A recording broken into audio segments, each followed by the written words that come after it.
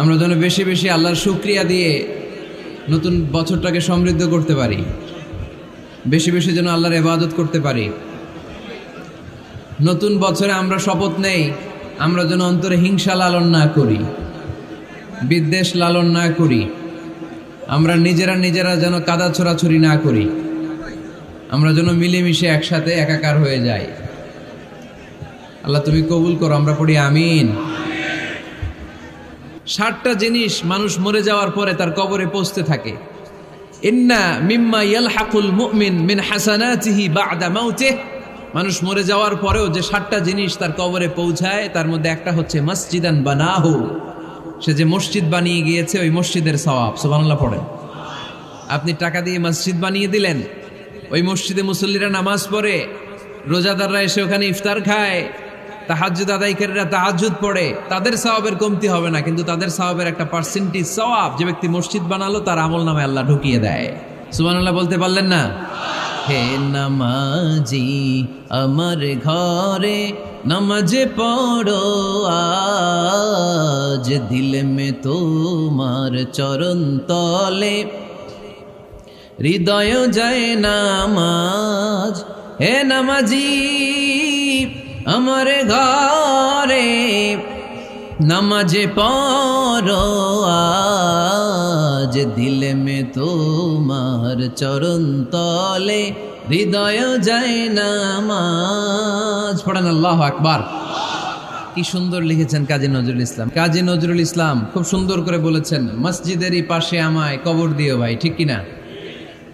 মসজিদেরই পাশে আমায় কবর দিও ভাই, যেন গোরে হতে মুয়াজ্জিনের আযান শুনতে পাই। আমার গোরের পাশে দিয়ে ভাই নামাজিরা যাবে, পবিত্র সেই পায়ের ধ্বনি এ বান্দা শুনতে পাবে। গোরা যাব হতে গুনাহগার পাইবে রেহাই, মসজিদেরই পাশে আমায় কবর দিও ভাই। কত মানুষ নামাজি ভাই মসজিদাঙ্গিহীনাতে, আল্লাহর নামের জিকির করে লুকিয়ে গভীর রাতে। আমি তাদের সাথে ওই আল্লাহর নাম জপতে চাই, আল্লাহর নাম জপতে চাই। পড়েন সবাই। মসজিদেরই পাশে আমায় কবর দিও ভাই, যেন গোরে হতেও মুয়াজ্জিনের আযান শুনতে পাই। চিল্লায় পড়তে হবে আমিন। কি দরদ ছিল আমাদের জাতীয় কবি কাজী নজরুল ইসলামের। মসজিদের পাশে আল্লাহ তুমি আমার কবর দিও। আল্লাহ এই দোয়াটা কবুল করে নিয়েছে, ঠিক কিনা? ওনার কবরের পাশে মসজিদ আছে না নাই? আছে। এজন্য মসজিদের সাথে সম্পর্ক জুড়ে দেওয়া এটা ইমানদারের আলামত, আর মসজিদকে ঘৃণা করা এটা মুনাফিকের আলামত। এজন্য আমরা যেন আমাদের হৃদয়টাকে মসজিদের সাথে জুড়ে দেই, মসজিদের সাথে যেন সুসম্পর্ক থাকে। মসজিদ সবার, মসজিদ নিয়ে দলাদলি নাই। দলাদলি আছে অনেক জায়গায়, হানাফি মসজিদ, আহলে হাদিস মসজিদ, এরকম আমরা দেখি বা শুনি। এটা ঠিক না। হানাফি মসজিদ বলে কোনো কথা নাই, আহলে হাদিস মসজিদ বলে কোনো কথা নাই। মসজিদ সবার। ছোট্টখাট্ট বিষয় নিয়ে মসজিদে মারামারি, একজন হাত তোলে আরেকজন তোলে না, কিলাকিলি আছে না নাই? একজন বলে জোরে আমিন, আরেকজন আস্তে আমিন, মারামারি আছে না নাই? এগুলো কি মারামারি করার কোনো বিষয়? কথা বলেন। সালাতে ফরজ আছে, ওয়াজিব আছে, সুন্নাহ আছে। খেয়াল করে বুঝবেন, ফরজ যদি নষ্ট হয় সালাত ভঙ্গ হয়, you have to repeat your সালাহ। ওয়াজিব নষ্ট হলে সালাত ভঙ্গ হয় না, নতুন করে পড়া লাগে না, সেজদায় সাহু দিলেই সালাত আদায় হয়ে যায়। আর সুন্নাহ নষ্ট হলে নামাজ নষ্টও হয় না, নতুন করে পড়াও লাগে না, সৌ সেজদাও লাগে না, নামাজ আদায় হয়ে যায় সুন্নাহ নষ্ট হলে। এই যে হাত তোলা না তোলা এটা সুন্নাহ, আমিন জোরে বলা না বলা এটা কি সুন্নাহ, যেটা কোনো কারণে কেউ না করলেও তার নামাজ কবুল করে নিবে কে? আর এই সব সুন্নত লই আঙ্গ দেশে কিলাকিলি, মৌলভীবাজারে মাশাআল্লাহ এগুলা নাই, এখানেও আছে। এগুলার অবসান ঘটুক, আমরা চাই কি চাই না? আর কত এই ছোটখাটো বিষয় নিয়ে আমরা এই বিভেদের প্রাচীর আর দেয়ালকে উঁচু করব আমাদের মাঝখানে? কবে আমরা ঐক্যের সিন্ডিকেট করব? কবে? আর কবে সাদা মনের মানুষ হব? কবে? আর কত? অনেক হয়েছে, আর না, এবার থামেন। বিভেদের প্রাচীরকে ভেঙে চুড়িয়ে দেন। ঐক্যের এমন সিন্ডিকেট করতে হবে যাতে কোনো অপশক্তি এই ঐক্যকে ভাঙতে না পারে, বানচাল করতে না পারে। চিল্লায় বলেন ঠিক কিনা? এজন্য মিউচুয়াল রেসপেক্টের দরকার, পারস্পরিক শ্রদ্ধাবোধ সব ক্ষেত্রে, রাজনীতিতে, সামাজিক অ্যাক্টিভিটিসে আমাদের আলেম ওলামাদের মধ্যে পারস্পরিক শ্রদ্ধাবোধের দরকার, মিউচুয়াল রেসপেক্ট। কেউ কাউরে রেসপেক্ট করে না, আমি যেটা বুঝছি এটাই সব, বাকি সব হারাম, এরকম বলে না অনেকে? এরকম যেন না করি। তাহলে মসজিদ সবার, মসজিদ আল্লাহর হাবিব সাল্লাল্লাহু আলাইহি ওয়াসাল্লাম খ্রিস্টানদেরকে মসজিদে ঢুকতে দিয়েছেন, আর আমরা মুসলমান ভাইয়ের জন্য মসজিদে তালা ঝুলাই দেই, আছে না নাই? আল্লাহর হাবিব সাল্লাল্লাহু আলাইহি ওয়াসাল্লাম কোথাও গেলেই প্রথমে মসজিদ বানাতেন। কি বানাতেন? মসজিদ বানাতেন। মক্কা থেকে হিজরত করে মদিনায় আসলেন, কোবায় থাকলেন কয়েক সপ্তাহ। কোবা পল্লীতে তিনি মসজিদ বানালেন, মসজিদ কোবা। ওখানে প্রতি শনিবার কেউ যদি অজু করে ওখানে যে 2 রাকাত নামাজ পড়ে, একটা কবুল উমরার সওয়াব আল্লাহ তাআলা তার আমলনামায় দিয়ে দেয়। মসজিদে কোবা বানালেন। তারপরে মদিনায় এসে মসজিদে নববী বানালেন আল্লাহর হাবিব সাল্লাল্লাহু আলাইহি ওয়াসাল্লাম, মসজিদে নববী। এটা ছিল আল্লাহ রাসূল সাল্লাল্লাহু আলাইহি ওয়াসাল্লামের বৈশিষ্ট্য। কোথাও গেলেই তিনি মসজিদ বানাতেন, মসজিদে নববী। হায় রে, এখন তো কত সুন্দর মসজিদ আমরা দেখি, আমরা যে সালাত পড়ি। আল্লাহর হাবিব সাল্লাল্লাহু আলাইহি সাল্লামের সময় মসজিদে নববী কি এরকম ছিল?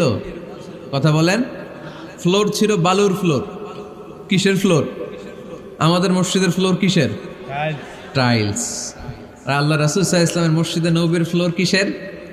কথা বলে না তো আওয়াজ করে উত্তর দেন না কেন? কষ্ট হচ্ছে? দুপুরে খাইছেন না সবাই? কেন খান নাই কেন? রোজা রাখছিলেন? হ্যাঁ, ফজর বাদে আইছি। আচ্ছা ঠিক আছে, ঠিক আছে। আচ্ছা আচ্ছা, সাউন্ড নাই, কথা শোনা যায় না? তো এটা শুনলা কেমনে? জিজ্ঞেস করলাম কথা শোনা যায় না, কয় না। তো এটা শুনলা কি করে? মানে অল্প শোনা যায়, তাই তো? একটু পরে আমার বিদায় ঘন্টা বাজবে, আমি চলে যাব। এই তোমরা ডিস্টার্ব করতে করতে আমার সময় শেষ। তোমরা ডিস্টার্ব করলে তোমাদের লস। আমি আমার টাইমের 1 মিনিটে বেশি যেতে পারবো না, কারণ এখানে আসরের সালাতের আজান শুরু হয়ে যাবে, এরপরে কোনো কথা নেই। আর বক্তব্য লম্বা করা এটা বেদাত। এই বেদাতকে আমি সুন্নাতের মধ্যে আনতে চাচ্ছি। একটা সময়ে একেবারে কমায় নিয়ে আসবো। এত প্রোগ্রামও আমি করতে চাই না। আমি ঘোষণা দিয়েছি আগামী বছরে সারা বাংলাদেশে আমার প্রোগ্রাম হবে 50টা। কয়টা? 50টা। এরপরের বছর 30টা, এরপরের বছর 20টা। বিভাগীয় প্রোগ্রাম করলেই চলবে আমার। এক এক বিভাগে যে 2 দিন 3 দিন খালাস। এত দরকার নেই, এত লম্বা চূড়ার বক্তব্যের দরকার নেই। আধা ঘন্টা চুপ করে শুনেন, কয়েকটা মেসেজ ড্রপ করি, take it with you to your home, then practise and apply in the society. নিয়ে যান, আমল করেন, সমাজে কাজে লাগান। সমাজটা আলোকিত করে দিবে কে? খুতাবুকুম তাবিলা সালাওয়াতুকুম কাসীরা। আল্লাহর হাবিব সাল্লাল্লাহু আলাইহি ওয়াসাল্লাম বললেন, কিয়ামতের একটা আলামত, কিয়ামতের আগে তোমাদের বক্তব্য হয়ে যাবে লম্বা, সালাত হয়ে যাবে খাটো। সালাতের পরে তাসবিহ পড়তে চায় না লোকজন, ব্যস্ত, মহা ব্যস্ত, সুপার বিজি। কোত্থেকে আসলে এই ব্যস্ততা? আপনি রবের সাথে মুনাজাত, না যাই ইউনাজি মুনাজাত, আপনার রবের সাথে একাকী নীরবে কথা বলতে মনে চায় না আপনার? এত তাড়াহুড়ো কিসের? ধীর স্থির হন, একটু স্থির হন, একটু মনোদৈহিক প্রশান্তি অর্জনের চেষ্টা করেন। সব সময় ব্যস্ত, ধাক্কাধাক্কি, উচ্ছৃঙ্খলা, এগুলো আমাদেরকে শেষ করে দিয়েছে। এজন্য লম্বা চোরা বক্তব্য ঠিক না। বক্তব্য শুনতে আমাদের ভালো লাগে, আমল করতে ভালো লাগে না। বক্তব্যটা শেষেই সিগারেট ধরায়, আছে না নাই? মাহফিল শেষেই বিড়ি ধরায়, কয় চমৎকার ওয়াজ করছে হুজুরে। ওয়াজটা সেরকম হয়েছে, অনেক কণ্ঠ সুন্দর হুজুরের। এতদিন ইউটিউবে দেখছি, আজকে সরাসরি দেখাইছি, আছে না নাই? তো কি লাভ হয়েছে? লাভটা হয়েছে কি? এই যে মাহফিল শেষে বিড়িটা ধরাইলেন আর গেলেন, কোনো লাভ হয় নাই। এগুলো থেকে বেরিয়ে আসতে হবে। বছরের পর বছর আমাদেরকে শেখানো হয়েছে একভাবে, কেউ এই পরিবর্তনের আওয়াজ তোলে নাই। আওয়াজ আপনাকে তুলতে হবে। আওয়াজ তোলার জন্য এত মানুষ লাগে না, আপনি একাই যথেষ্ট। আপনি দাঁড়ান না সামনে, দেখবেন আপনার সামনে কেউ টিকে থাকতে পারবে না, ঠিক কিনা? কিন্তু আপনার শক্ত সিদ্ধান্ত লাগবে, পরিবর্তনের জন্য শক্ত মানসিকতা লাগবে যে আমি পরিবর্তন করতে চাই। We have to change. যুগ জামানা পাল্টে দিতে চাই না অনেকজন। এক মানুষই আনতে পারে জাতির জাগরণ। এক মানুষই বিপদকালে বাঁচায় কাফেলায়, ক্ষুদ্র ডিঙ্গি বাঁচায় জাহাজ অসীম দরিয়ায়। এজন্য আপনার শক্ত সিদ্ধান্ত পারে আপনার মৌলভীবাজারটাকে দেশের শ্রেষ্ঠ জেলা, শ্রেষ্ঠ থানা হিসেবে আল্লাহর কাছে কবুল করতে, ঠিক কিনা? এজন্য লম্বা চূড়া আলোচনা ঠিক না। ছোটখাটো অল্প কয়েকটা মেসেজ নিয়ে যেতে পারলেই that's enough. One of the minor sign before the day of judgment, your Islamic lectures will be very longer and your salah 5 times a day will be shorter. কিয়ামতের আগে বক্তব্য লম্বা, নামাজ খাটো, তাসবিহ পড়ে না, ব্যস্ত, মহাব্যস্ত। এই মহাব্যস্ততা ছাড়েন, কোরআন সুন্নাহর দিকে ফিরে আসেন। বরকত দিবে কে? বিশ্বনবীর মসজিদে নববীর ফ্লোর বালুর ফ্লোর ছিল, আমাদের ফ্লোর টাইলস। আল্লাহর হাবিব সাল্লাল্লাহু আলাইহি ওয়াসাল্লামের মসজিদে বালি নিচে, এই বালিতেই নামাজ পড়তেন। বৃষ্টি হলে কাদামাটি হয়ে যেত, কাদামাটিতেই সেজদা করতেন। সেজদা করলে কাদার মাটি আল্লাহর হাবিব সাল্লাল্লাহু আলাইহি ওয়াসাল্লামের নাকে আর কপালে লেগে যেত। তিনি সালাম ফিরিয়ে সাহাবাদের দিকে মুখ ফিরিয়ে বসলে দেখতেন প্রতিটা সাহাবীর নাকে আর কপালে কাদার মাটি মিশে আছে। তার মানে প্রিয় নবী সাল্লাল্লাহু আলাইহি ওয়াসাল্লামের মসজিদে নববী ছিল কাঁচা, কিন্তু মুসল্লি ছিল পাকা। আমাদের মসজিদগুলা হয়েছে পাকা, কিন্তু মুসল্লি কাঁচা, ঠিক কিনা? ফজরের সালাতে মানুষ নাই। ইমাম সাহেব আছেন কে কে এলাকায়? দেখি ইমাম, মসজিদের ইমাম, মাশাআল্লাহ। আপনাদের এইখানে ওই মসজিদে ফজরের নামাজে কয় কাতার হয়? 5 জন 6 জন?